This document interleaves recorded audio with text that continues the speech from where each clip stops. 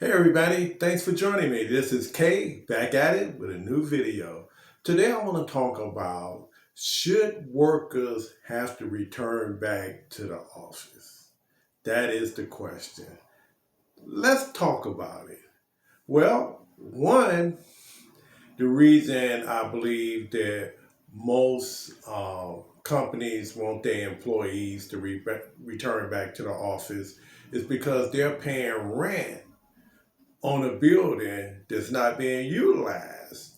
Don't forget, before the pandemic, everybody was mainly, I believe, probably, I want to say 95% or more was working in an office. They wasn't working remotely. So you can justify paying those big rents and having those leases because you have bodies occupying the office. Well, since the pandemic happened and it's under control now, but the employees got used to working from home. Now, the offices are sitting pretty much empty with the owner still paying the rent and the employees don't want to return back to the office. So the question is, should they uh, be forced to return back to the office? Well, two ways you can look at it. And I can understand why the employee don't want to really do it. Number one, you have to get up in the morning, take a shower, which you should do anyway, get dressed, and then fight the traffic going to work.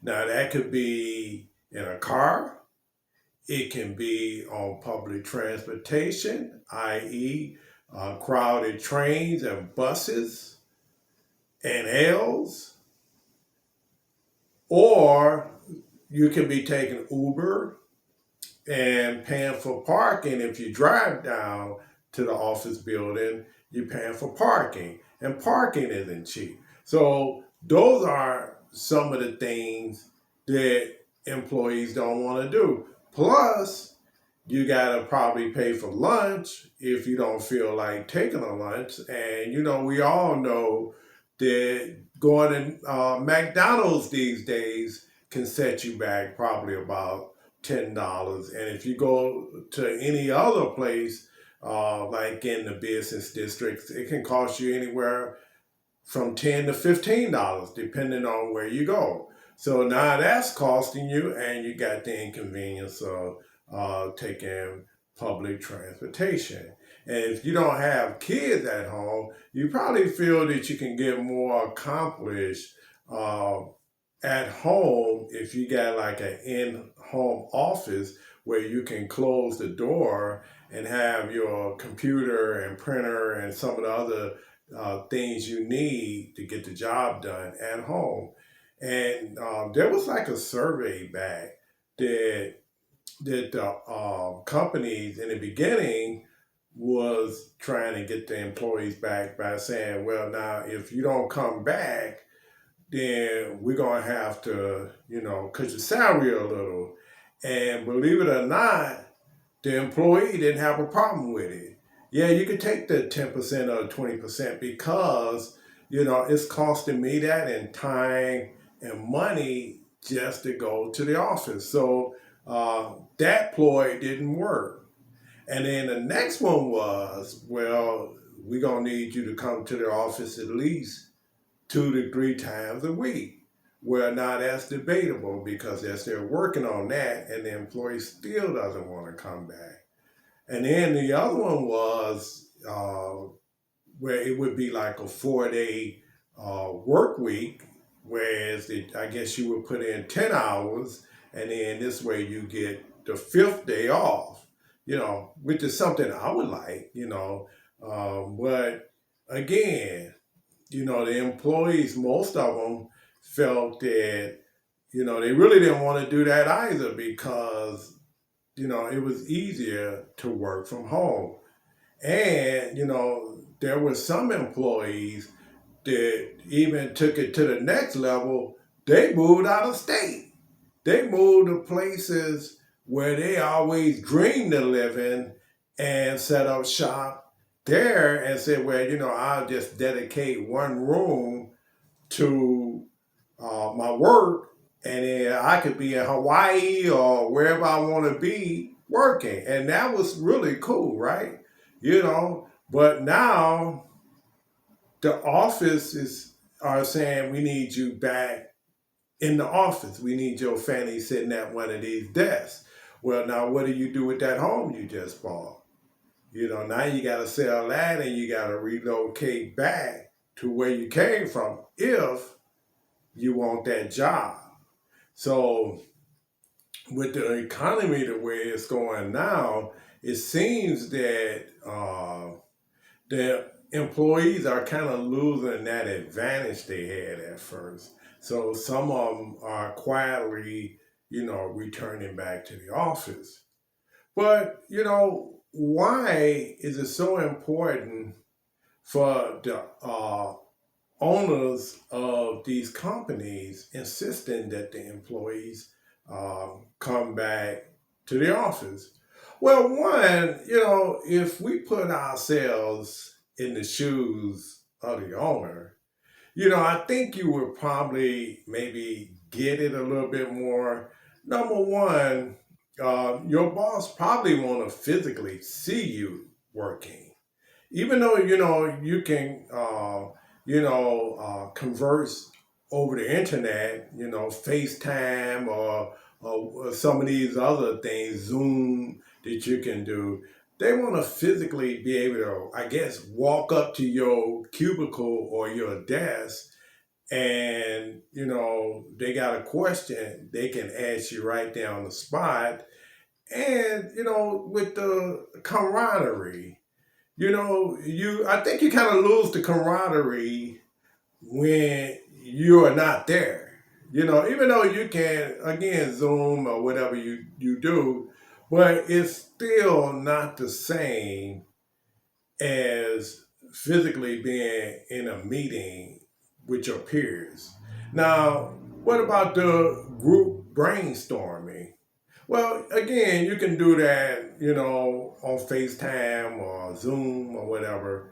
But, it's sometimes better when it's in a group setting where you're working on a project together. And I get that. So, there's two sides to this because again, the owner want to get as much as he can get, right? And the employee want to get as much as they can get. If they can get away with not having to deal with them crowded trains and the buses and all that, and then you got to put in the equation the crime that's going on public transportation. So who really wants to deal with that? So so I kind of understand both sides of the coin. On one side, the owner is losing money. He's got a office that's not being utilized downtown. He want to see his employees working. He want to be able to reach out and touch and ask any questions that he may have. He want to get the most bang for his buck. And not only the owners are losing, it's the management companies that own these office buildings because they're losing money too because if you don't have anybody in these offices when the leases expire, how you gonna pay the bills? We talking millions of dollars, and then some of the mortgages on these places are coming up. And if you don't have any fannies in the building, well, you might have to get back the building. I think that happened to a hotel in San Francisco, one of the largest ones in San Francisco. They literally had to get a hotel back because they didn't they couldn't afford it any longer. And then you have the people that make a living off the people that's working in these offices. You know, they got restaurants that you eat lunch at and, you know, shop at and all these things. Well, if it's dead, then they're not making any money. So it's a chain reaction. You know, I never understood when they said if the housing market is down, it affects the whole economy. And I said, well, how could that be? You know, if someone don't buy a house, how could that, you know, affect the housing market? Well, think about it. If you go out and you buy a house, right? What you gonna do? You're gonna probably need some locks to change the locks. You probably want to get some paint.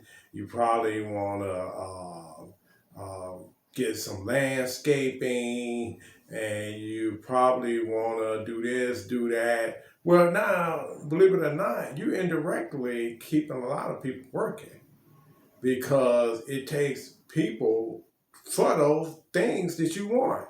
So it creates a lot of jobs. So if you got people working in the business districts and it's a bustling place like it was before the pandemic, well, it's keeping a lot of people working. But if everybody works from home, then people are losing companies, jobs, and everything else.